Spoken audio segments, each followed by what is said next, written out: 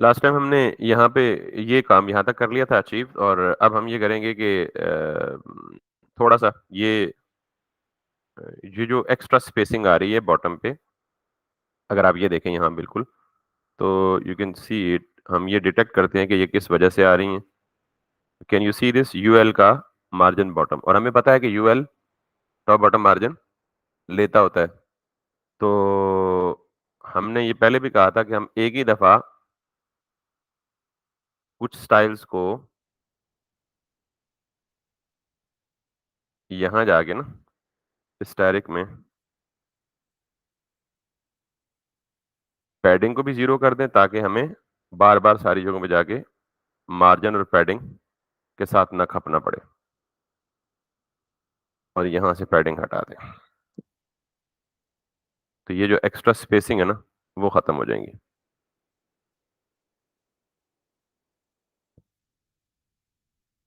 अच्छा, अब ये देखें, मैंने स्टैटिक दे के कहा कि पैडिंग और मार्जिन तमाम जगहों से खत्म कर दें। उसने खत्म की नहीं है। पैडिंग भी वापस ले आए और नीचे मार्जिन भी इंट्रोड्यूस्ड है। तो एक काम होता है, मैं लेट मी चेक।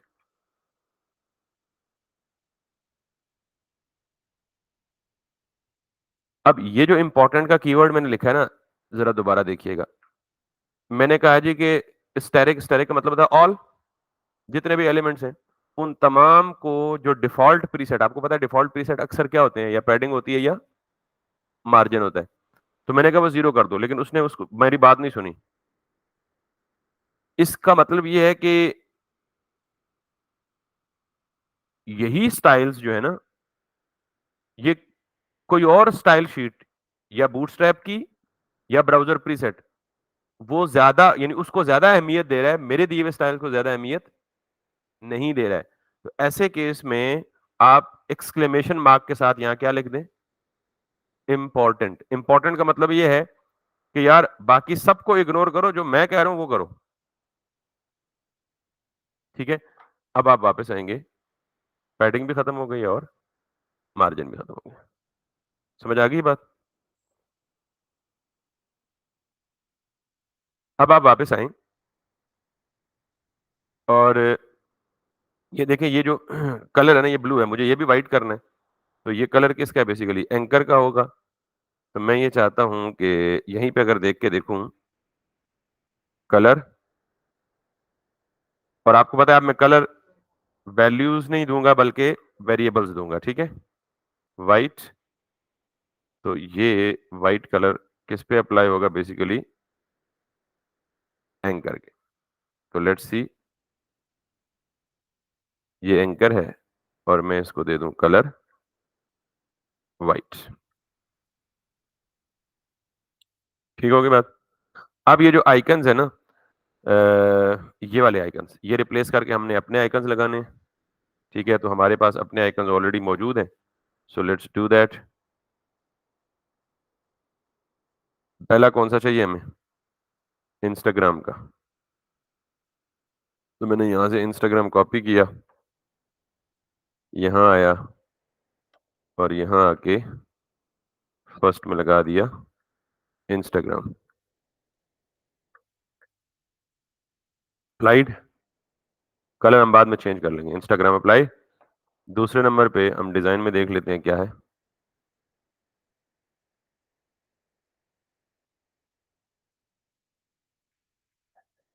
फेसबुक है और ट्विटर है। तो दूसरे नंबर पे हमारे पास आ जाता है जी क्या? फेसबुक।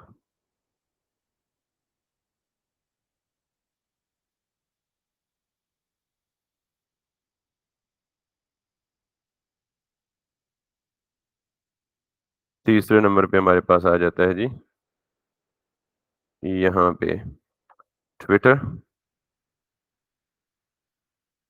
एसवीजी में जाएँ, इसको पकड़ें और ट्विटर के बाद हमारे पास आ जाता है लिंक्डइन और पिंटरेस्ट। हाँ, लिंक्डइन,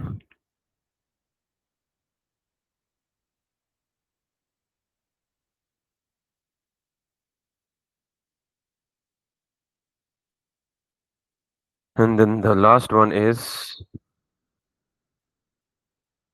Pinterest.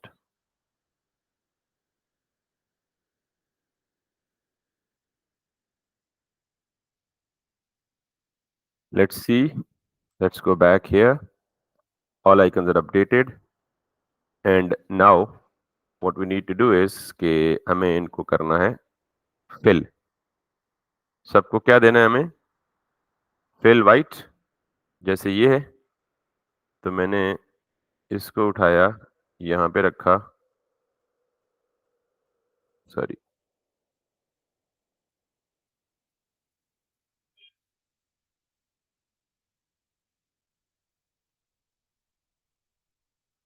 यहाँ से स्टार्ट होता है ना, तो हम इसको देंगे यहाँ से,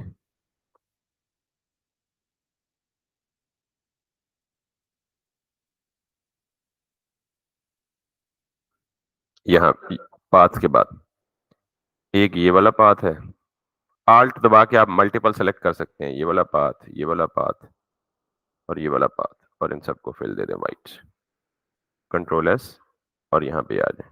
ठीक, अब एक और बात, इनको हम थोड़ा सा रीएडजस्ट करेंगे, लेकिन आप देख रहे हैं ये बिल्कुल एजेस के साथ जुड़े हुए हैं, ये एक्सट्रीम लेफ्ट के साथ और ये एक्सट्रीम राइट के साथ।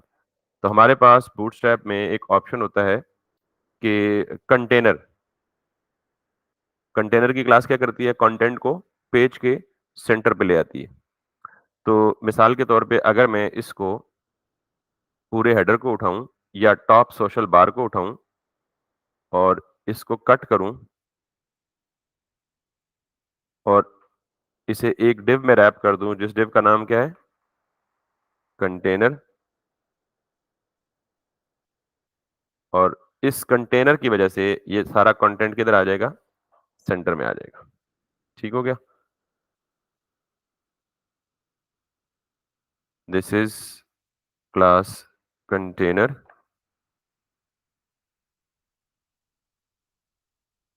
अच्छा, there seems to be an issue, क्योंकि व्हाट आई वाज एक्सपेक्टिंग कि ये कंटेनर की क्लास इसे सेंटर में कर देगी।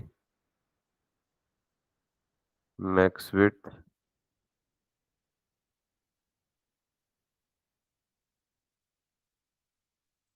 तो हम दोबारा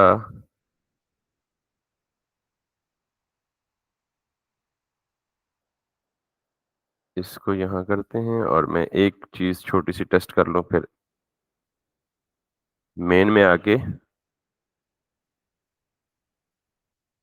कंटेनर और इसको लिख देते हैं हम हेलो।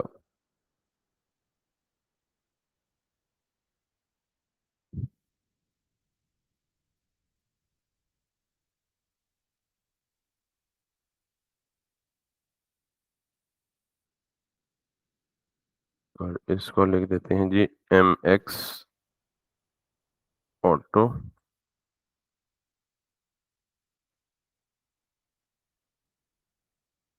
अच्छा,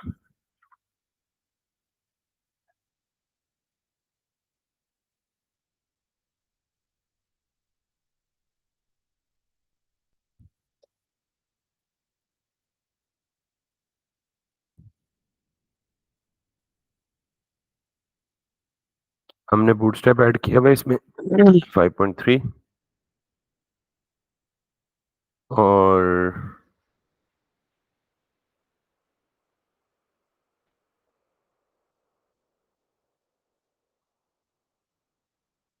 एक छोटा सा कॉन्सेप्ट मैं आपको पढ़ा रहा हूँ ताकि उसके बाद आपको कंटेनर में सही तरह से समझा सकूं। मिसाल के तौर पे ना मेरे पास एक डिव है और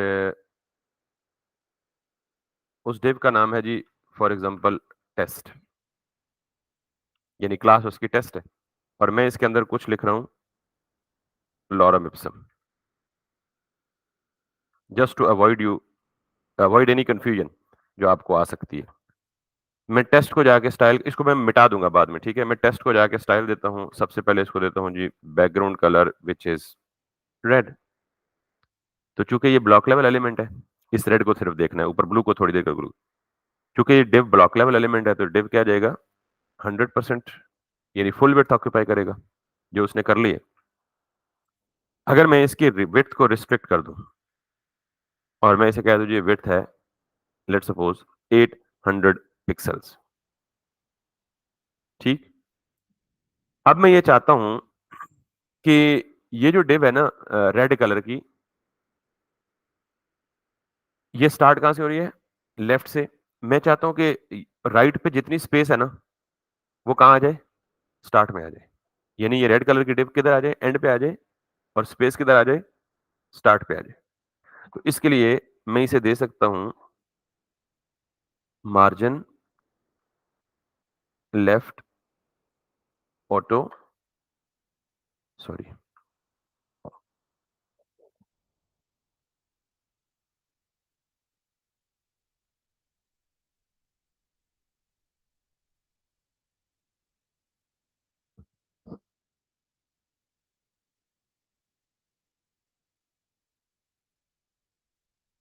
मार्जिन, या बूटस्ट्रैप की एक यूटिलिटी क्लास भी है, जो आपको अंदाजा होगा। मार्जिन राइट के लिए क्या होता है? एमई। और मार्जिन मार्जिन लेफ्ट के लिए क्या होता है? एमएस। मार्जिन टॉप के लिए क्या होता है? एमटी। और मार्जिन बॉटम के लिए क्या होता है? एमबी। तो मैं यहाँ पे चारों मार्जिन पहले टेस्ट करके देखता हूँ कि मार्जिन अप्लाई भी हो रही है नहीं हो रही। मैंने कहा जी मार्जिन एमएस 3। एमएस 3 का मतलब क्या है? स्टार्ट से कितना मार्जिन दे दो? 3 दे दो। और अगर मैं इसी तरह एमई करूं तो वो मार्जिन कहां पे आ जाएगा? एंड पे आ जाएगा। तो मैंने इसे एमएस 3 के बजाय एक और वैल्यू होती है एमएस ऑटो। एमएस ऑटो का मतलब ये है,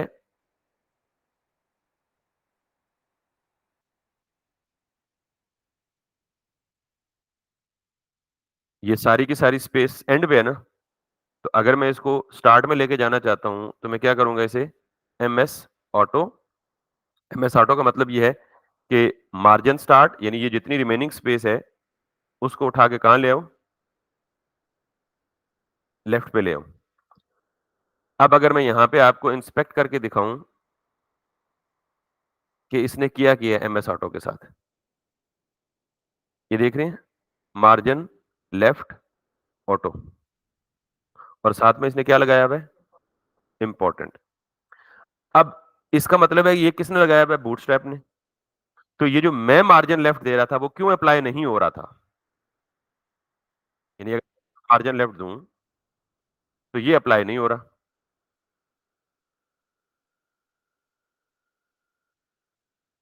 अब मैंने भी तो वही स्टाइल दिया ना जो बूटस्ट्रैप ने स्टाइल दिया था। तो मैंने मार्जिन लेफ्ट दिया तो वो यहां अप्लाई नहीं हो रहा। तो इसका मतलब है कि कोई और स्टाइल इसको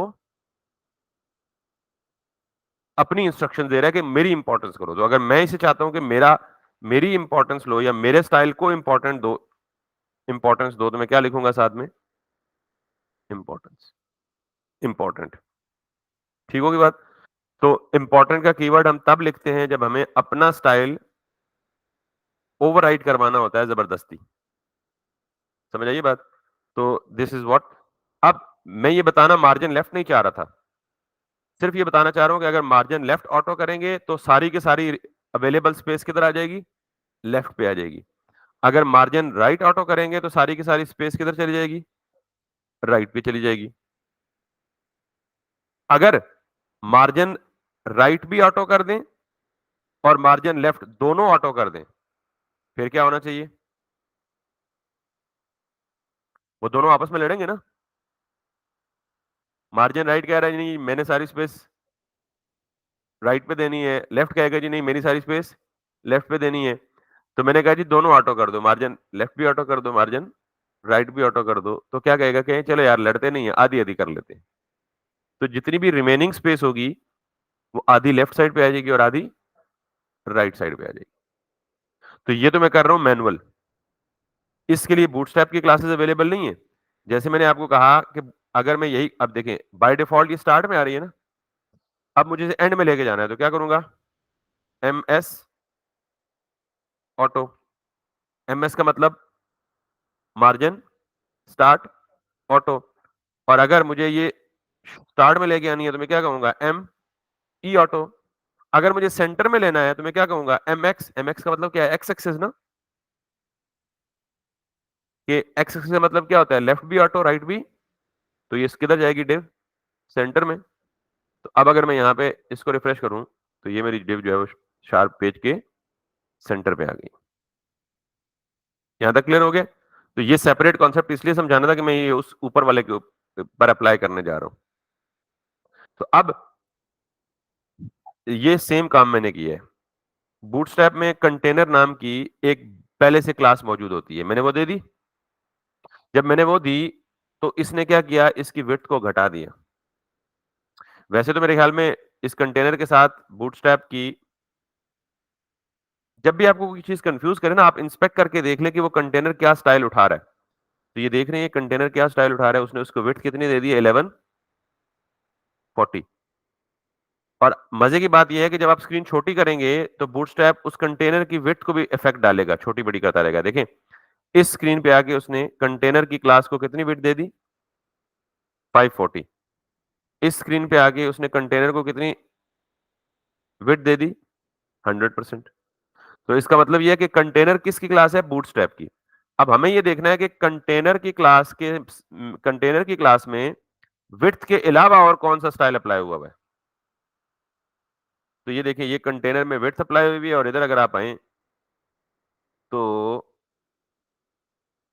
ये जो मसला है ना, हमने किया है ग्लोबली, मार्जिन और पैडिंग जीरो कर दिया, इंपॉर्टेंट, वो इसको डिस्टर्ब कर रही है। ये देख रहे हैं, मार्जिन राइट और margin right margin left, padding right padding left, ये सारे के सारे स्ट्राइक थ्रू हुए हैं। इसका मतलब स्ट्राइक थ्रू किसकी वजह से हुए हैं, ये मैंने जो अपनी मार्जिन और पैडिंग देके इसे ओवरराइड की है। तो हमें इस चीज से, इस गलती से जो मैंने की है, आपको बचना है। लिहाजा आप इसको अगर डिलीट कर देंगे तो यूएल है उसमें मार्जिन पैडिंग आ जाएगा, लेकिन ये जो काम है ना, ये कंटेनर वाला वो सही अप्लाई हो जाएगा। तो ये एक मेरी गलती थी जिसकी वजह से ये काम बिगड़ा है। आपने वो गलती दोबारा नहीं करनी। अब आपको अगर इसके मार्जिन और पैडिंग नहीं चाहिए तो आप क्या करें, इस इंडिविजुअल यूएल में जाके क्या कर दें, ताकि वो सारों को डिस्टर्ब ना करे। पैडिंग भी 0। ठीक। तो अब ये सेंटर में क्यों आया, क्योंकि मैंने उसे क्या दिया है, कंटेनर। तो कंटेनर की क्लास का डिफॉल्ट बिहेवियर यही है बूटस्ट्रैप के कंटेनर का, कि वो लेफ्ट और राइट दोनों साइडों में क्या दे देता है, मार्जिन दे देता है। यहां तक बात समझ आ गई है?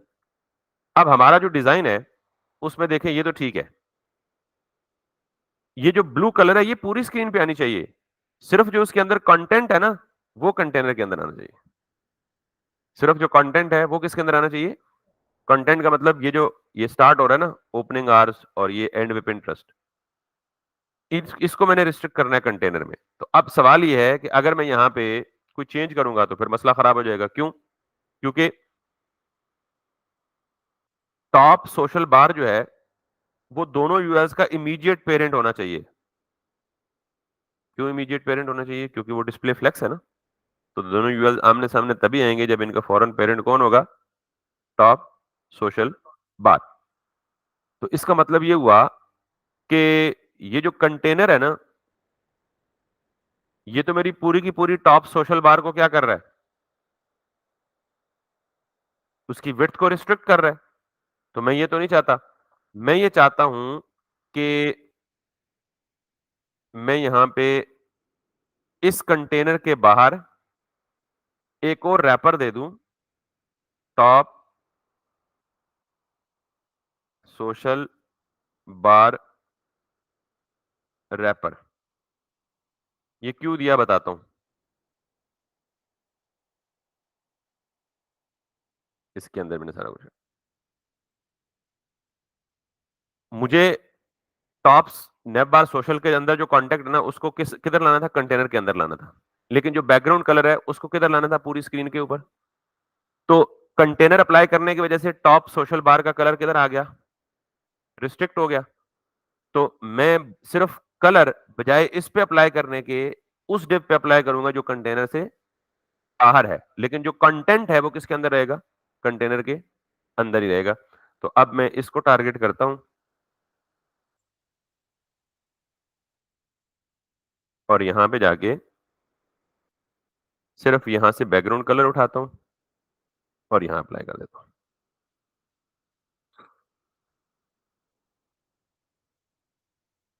ठीक होगी बात? तो यही चीज मुझे चाहिए थी कि कंटेंट जो है वो कंटेनर में रहे, लेकिन जो बैकग्राउंड कलर है वो क्या रहे, फुल फैला रहे पूरी स्क्रीन पे। सही हो गया? अब मुझे इनमें थोड़े से गैप शैप करने हैं, लेकिन उससे पहले ये एंकर टैग की वजह से जो अंडरलाइन है इसको हटा देता हूं। ये तो आपको पता है सिंपल सा काम है। इस टेस्ट को हटा देता हूँ, ये अब मुझे नहीं चाहिए। इस एंकर में आता हूँ और इसको कहता हूँ जी टेक्स्ट डेकोरेशन नन कर दें, तो ये हट जाएगा। अब जितने भी एलाइज है ना, उनके दरमियान आपस में क्या करना है, गैप क्रिएट करना है। एलाइज के बल्कि एंकर का ही कर दें, इसको कह दें जी पैडिंग चारों साइडों से 16 पिक्सल्स। तो क्या करेगा, मैं किसको दे रहा हूँ, एंकर को। ये एंकर क्या करेगा, सारों के इर्द गिर्द 16 पिक्सल की या जितनी भी मैंने पिक्सल दी है वो पैडिंग क्रिएट कर देगा। जब पैडिंग क्रिएट कर देगा तो ये काम आ ज्यादा होगी, लेकिन अभी उसको हल करते हैं। ज्यादा हो गई है, लेकिन देखिए पैडिंग उसने लेफ्ट और राइट से दी है, टॉप और बॉटम से दी नहीं है। उसकी वजह क्या है, एंकर इनलाइन एलिमेंट है, पता है ना। तो मैं यहां पे क्या करूंगा, एंकर को डिस्प्ले इनलाइन ब्लॉक यहां पे आ जाए। तो अब ये हर तरफ से ज्यादा हो गई है, चारों साइडों पे, ठीक है। तो आप इस पैडिंग को यहां से हटा के 12 कर दें, just to see its effect if it looks good. तो 12 के साथ पिक्सल दूर चला गया। ठीक, अभी भी ज्यादा है, आप इसको सिर्फ क्या कर दें, 6 कर दें। Now it looks good. ठीक होगी बात?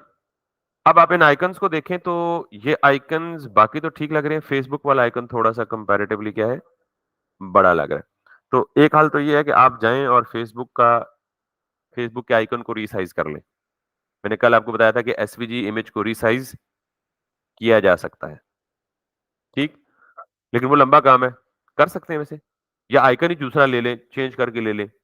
हम यहाँ पे क्या करेंगे, सिर्फ इस फेसबुक को टारगेट करके, ये वाला है ना फेसबुक, दूसरा इंस्टाग्राम के बाद, सिर्फ इस वाले पर्टिकुलर आइकन को टारगेट करें और इसे क्या कहें, क्लास एफबी। इससे ज्यादा अच्छा तरीका है कि आप आइकन चेंज कर लें, क्योंकि सेम साइज के आइकन, या जाके रीसाइज कर लें। लेकिन चूंकि अभी तक हमने इलस्ट्रेटर नहीं पढ़ा, हम एसवीजी को कैसे एडिट कर सकते हैं, किसी दिन एक लेक्चर रखूंगा तो फिर हम ये भी बताएंगे कि हम खुद जाके अपने एसवीजी इमेजेस को कस्टमाइज कर सकते हैं। तो मैं इसको दे देता हूं जी कि विड्थ बाकियों की निस्बत थोड़ी सी कम। नहीं हो रही तो मुझे ये चेक करना है कि क्या विड्थ अप्लाई हो भी रही है या नहीं हो रही। ठीक है, सो लेट्स सी। इसको मैंने ये किया, पाथ नहीं मिलके इसको, ये वाला है, इसकी विड्थ 15 पिक्सल। तो इसका मतलब ये है कि ये जो 10 पिक्सल मैंने दिए ना, ये नहीं उठा रहा। तो जब नहीं उठा रहा तो क्या करूंगा,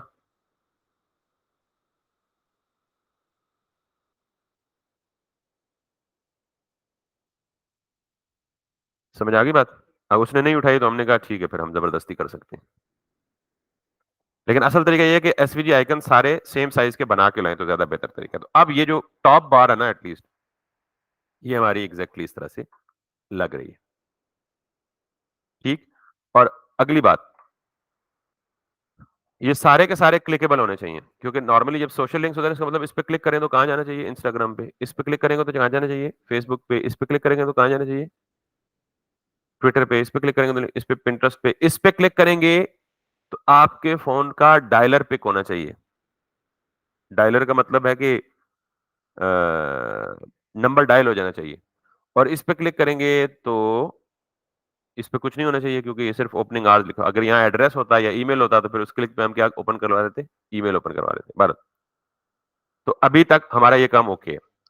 हमने हर चीज को, हर सेक्शन जब हम बनाएंगे ना, तो साथ साथ क्या चेक करेंगे, उसकी रिस्पॉन्सिवनेस। क्या चेक करेंगे, तो अगर मैं यहाँ पे जाऊं और इसे इंस्पेक्ट करके इसकी रिस्पॉन्सिवनेस देखूं, यहां तक ठीक है, यहां तक भी ठीक है, लेकिन यहां आगे क्या हो रहा है देख लें। डिजाइन डिस्टर्ब नहीं हो रहा। अच्छा ये भी चलें, एक्सेप्टेबल है, नजर तो आ रहा है ना एटलीस्ट। नीचे और जाएं, और नीचे जाएं, और नीचे जाएं, और नीचे जाएं, और नीचे जाएं, और नीचे जाएं, और यहाँ आके तो बिल्कुल ही खराब हो रहा है। ये देख रहे हैं, ये तो रीडेबल ही नहीं है। तो हम क्या करते हैं, हम कहते हैं यार कि छोटी स्क्रीन पे ये जो ओपनिंग आवर्स है ना, ये दिखाओ ही ना, क्योंकि जगह ही नहीं है। छोटी स्क्रीन पे इसको क्या कर दो, डिस्प्ले नन कर दो, और जो ही मीडियम स्क्रीन आए तो तब इसको दिखाना शुरू करो। Am I making my sense? तो रिस्पॉन्सिवनेस का ये है कि मोबाइल पे आपको कुछ चीजों पे कंप्रोमाइज करना पड़ता है। तो लिहाजा अब मैं इसको टारगेट करता हूं, इस पर्टिकुलर चीज को। तो मैं जाता हूं यहां पे, ये वाला है ना, इसको मुझे छोटी स्क्रीन पे नहीं दिखाना। समझ आ गई बात? तो मैं इस एल आई पे जाता हूं और इसको क्लास देता हूं। आपको पता है एक क्लास है डी नन, बूटस्ट्रैप की यूटिलिटी क्लास है। डी नन का मतलब क्या है? Display none. तो मैं यहां पे जाऊंगा, रिफ्रेश करूंगा, वो पहला तो डिस्प्ले नन हो गया ना। लेकिन इसमें मसला ये है कि अब ये हर स्क्रीन पे डिस्प्ले नन ही रहेगा, वो है ही नहीं। तो मैं चाहता हूं कि मीडियम स्क्रीन के बाद, मीडिया क्वेरी का पता है ना आपको, वो डिस्प्ले होना शुरू हो जाए।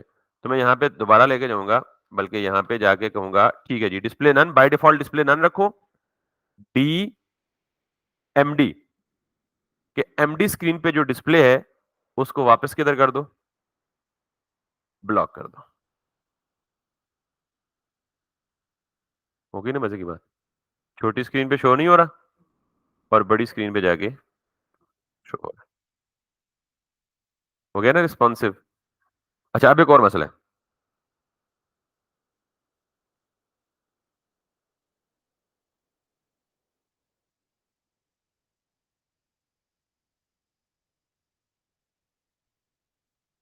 यहां आके ये फोन नंबर भी डिस्टर्ब हो रहा है।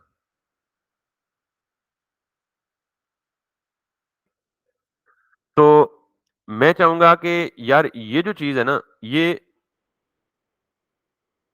बाय डिफॉल्ट नन हो, स्मॉल स्क्रीन पे जाके डिस्प्ले होना शुरू हो। ठीक है? तो मैं यहां पे क्या करूंगा, इस वाले को मैं जाके कहूंगा क्लास डी नन, और फिर डी एस एम, जैसे ऊपर वाले को क्या दिया था एमडी, और यहां पे जाके क्या कर दें, लॉक कर दें। वो यहाँ गायब ही हो गया, यहाँ पे गायब हो गया। यहाँ पे जो ही एस एम आएगी,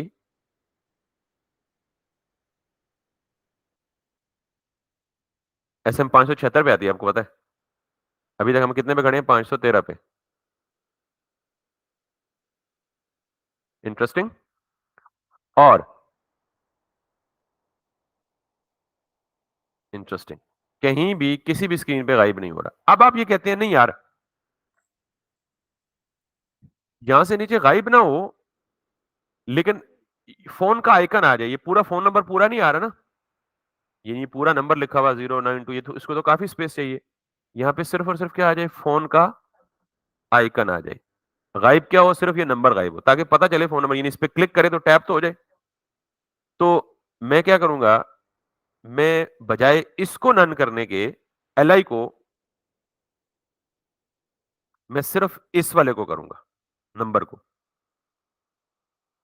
इसको जाहिर है क्लास देने के लिए मुझे इसे किसी टैग के अंदर रखना पड़ेगा, तो स्पेन टैग है जो किसी और चीज को डिस्टर्ब नहीं करता। तो मैं इस पर्टिकुलर नंबर को स्पेन टैग में रख दूं, क्योंकि मुझे जाहिर है क्लास अप्लाई करनी है ना, और इस पे वही क्लास अप्लाई कर दें। क्या बाय डिफॉल्ट क्या रखो, नन रखो, लेकिन डी एस एम स्क्रीन पे जाके वापस क्या कर दो, इसको ब्लॉक। अच्छा ब्लॉक भी नहीं करेंगे आप, इनलाइन ब्लॉक करेंगे, क्योंकि ब्लॉक जाहिर है लाइन ब्रेक कर देता है। बाय डिफॉल्ट स्पेन टैग क्या होता है, ये देखिए लाइन ब्रेक कर दी। तो इसे D S M inline block. ठीक? तो इन चीजों का ख्याल रखना है आपने। अब मैं जब जब छोटी स्क्रीन पे गया, वो नंबर गायब हुआ, आइकन स्टिल है। स्मॉल स्क्रीन पे आया, नंबर भी है और आइकन भी आ गया। लार्ज स्क्रीन पे गया, नंबर भी है, आइकन भी है और एड्रेस भी है, सब कुछ है। 100% रिस्पॉन्सिव। और ये मैंने बूटस्ट्रैप की नैव बार नहीं चूज की, ये मैंने अपनी नैव बार बनाई है। समझ आ गई बात? तो अब एक और मसला है। देखिए, ये तो टाइमिंग के लिए क्लॉक का आइकन ठीक है, लेकिन ये तो फोन नंबर के लिए फोन का आइकन होना चाहिए ना। इसका मतलब है इन्होंने भी गलती की हुई है, लेकिन हम तो पागल नहीं है ना। हमें तो गलती करेक्ट करनी चाहिए, बिल्कुल लकीर का फकीर नहीं होना चाहिए। तो इसके लिए हम दोबारा जाते हैं कहां पे? फ्लैट, सॉरी नहीं, फ्लैट नहीं, फॉन्ट ऑसम पे।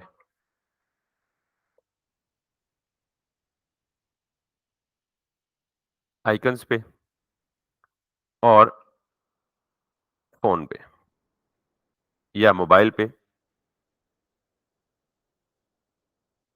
तो हम ये फील्ड वाला इस्तेमाल कर लेते हैं, फ्री है। इसका एसवीजी, कॉपी इट। ये मैं बताऊंगा अभी कि क्यों ऐसा कर रहा हूं। तो ये जो एसवीजी आइकन है, इसको रिप्लेस कर दें विद दिस, और फिर इसको भी पाथ में जाके क्या दे दें? फिल, और वापस आए अपने डिजाइन में। That looks awesome. अब ये मैंने क्यों किया? इसलिए किया कि बड़ी स्क्रीन पे तो ठीक है, नंबर दिख रहा है साथ, लेकिन छोटी स्क्रीन पे जो बंदा मेरी वेबसाइट को मोबाइल पे देखेगा, वो सिर्फ ये देखेगा, वो कहेगा यार अगर यहाँ घड़ी बनी होती तो वो कंफ्यूज हो जाता है, ये घड़ी का क्या मतलब है, यहाँ पे नंबर तो है नहीं। लेकिन फोन का आइकन देख के उसको पता लगे यार हाँ ये फोन नंबर है, वो इस पर क्लिक करेगा तो ये डायल हो जाएगा। अभी देखें, इसके क्लिक पे कुछ भी नहीं हो रहा। तो मुझे इसके क्लिक पे क्या करना है? डायलर को ओपन करना है। किसको ओपन करना है? डायलर को ओपन करना है। तो मैं इसको ना, याद रखिएगा कि जब भी आपने डायलर का मतलब क्या है, फोन पे अगर ओपन करेगा ना, तो फोन पे जो ही इस बटन पे क्लिक करेगा तो नंबर डायल हो जाएगा। तो वो कैसे होगा? वो ऐसे होगा कि जब भी आप इसको करें ना, तो ये देखें, ये दोनों चीजें, स्पैन भी और ये आइकन भी, किसके अंदर है? एंकर के। तो आपने एंकर के एच रेफ में आके लिखना है TEL, टेल, कॉलन, और आगे वो मोबाइल नंबर लिख देना है जिसको आपने डायल करना है, +92 के साथ कोई भी वैलिड नंबर लिख दें।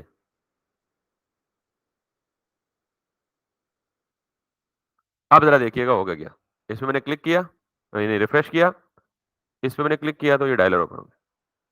अब कंप्यूटर पे ये ऐसे शो हो रहा है, लेकिन मोबाइल पे ये एक्चुअली जो आपका फोन डायलर होता है वो शो करेगा। अब अगर मैं वापस जाऊं तो अब यूजर कंफ्यूज नहीं होगा। अब जब यूजर इस पे क्लिक करेगा, समझ आ गई ना बात? दैट्स वाई ये फोन का आइकन होना जरूरी था। अब इन सब आइकन्स को क्लिक करने पे कहां जाना चाहिए? जाहिर है उसकी प्रोफाइल पे जाना चाहिए। तो मैं ये समझता हूं कि इंस्टाग्राम पे क्लिक करें तो आपकी क्या होनी चाहिए? इंस्टाग्राम। और इंस्टाग्राम में बेसिकली जाहिर है आपकी, मेरा अगर सुपर टेक का बिजनेस है तो मैं किसकी प्रोफाइल खोलूंगा? आपको पता है यूजर नेम ऐसे ही होता है कि instagram.com/ आपका यूजर नेम, वो कह रहा है ये अवेलेबल नहीं है, तो मुझे याद नहीं है कि सुपर टेक का क्या है। तो जब आपको याद होगा यूजर नेम तो आप यूजर नेम लिख देंगे, फिलहाल याद नहीं है तो मैं यही लिख देता हूँ। इस यूआरएल को कॉपी करें, और जो इंस्टाग्राम वाला ना, पहला इंस्टाग्राम वाला ना, इसके एचरेफ में आके ये डाल दें। इसी तरह फेसबुक पे जाएं, और फेसबुक पे मैं लिखता हूं जी सुपर टेक पाकिस्तान। तो फेसबुक का यूजर नेम मुझे याद नहीं है, तो आप सिंपली क्या लगा दें, या सिंपली मुझे अपना नेम तो याद है ना।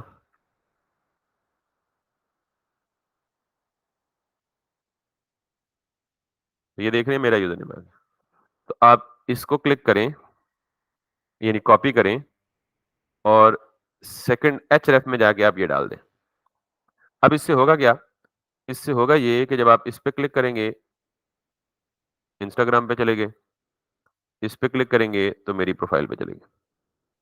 लेकिन एक मसला है, वो मसला ये है कि ये लिंक उसी टैब में खुल रहा है जिस टैब में मेरी वेबसाइट है। ऐसा तो नहीं होना चाहिए ना? क्योंकि यूज़र को फिर बैक आके आना पड़ेगा। बाज़ लोग इतने टेक्निकल होते नहीं है, वो कहते हैं अच्छा वो मैंने वेबसाइट जो खोली थी वो किधर गुम हो गई? तो हम चाहते हैं कि जब इस पे क्लिक हो तो फेसबुक सेपरेट टैब में खुले, इसी टैब में ना खुले। तो उसके लिए आप यहां आते हैं, इन दोनों को लिख दें href, यानी एंकर टैग का ही एक और एट्रीब्यूट है टारगेट, और इस टारगेट को आप लिख दें अंडरस्कोर ब्लैंक।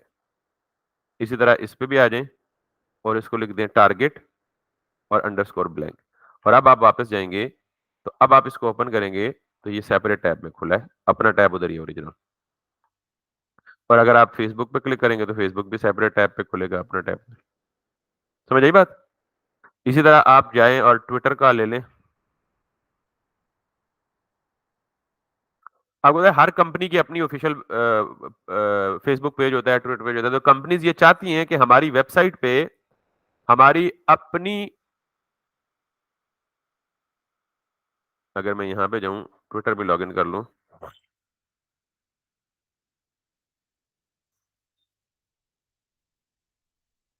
ये है मेरा यूजर नेम, ठीक है? तो जब मैं इस पे क्लिक करूंगा ना तो मैं लिखता हूँ जी,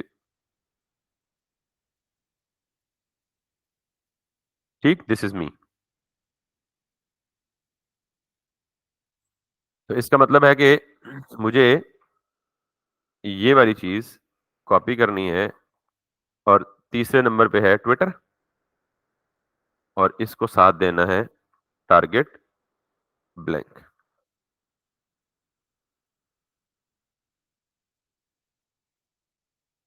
तो समझ आ गई ये बात? चौथे नंबर पे है लिंक्डइन। ये इतनी डिटेल से इसलिए बता रहा हूं कि ये आइंदा कभी नहीं बताऊंगा।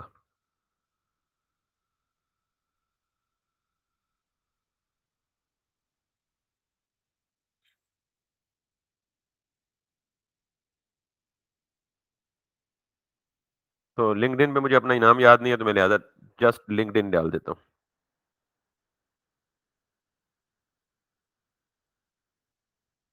तो ये जो आपको दिख रहा होता है ना कुछ, इसके आगे बिहाइंड द सीन भी बहुत फिलॉसफियां होती हैं।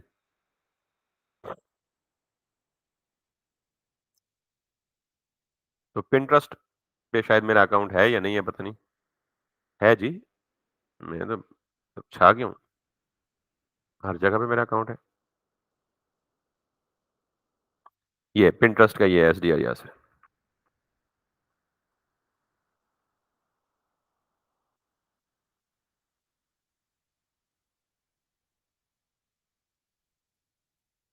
डेप्थ का अंदाजा लगाएं कि हमने इस एक नैप बार पे 3 दिन लगा दिए।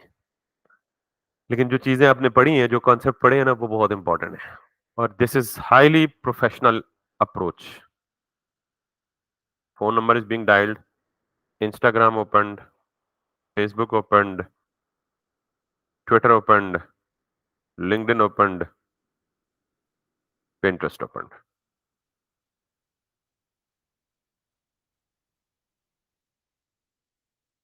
And concepts understood. ठीक है? आप एग्जैक्टली मुझे कॉपी कर रहे हैं ना ये बनाने के लिए? तो बिल्कुल, ताकि हम एंड टू एंड आए तो हमारे पास एक पूरा प्रोजेक्ट बनाओ जो आपने खुद अपने हाथों से बनाया और वो आपकी पोर्टफोलियो में ऐड हो। कोई आपसे पूछे तो आपको पता होना चाहिए जी कि आपने ये प्रोजेक्ट बनाया, ये बनाया। और ये है भी 100% रिस्पॉन्सिव, कि आप किसी भी स्क्रीन पे चले जाएं, किसी भी स्क्रीन पे ले जाएं इसको, ये कहीं ना टूटेगा, ना ब्रेक होगा, ना आपके बाकी डिजाइन को डिस्टर्ब करेगा। That's it, that's it, that's it. तो कल हम अपनी नेप बार से जान छुड़ा चुके हैं एटलीस्ट।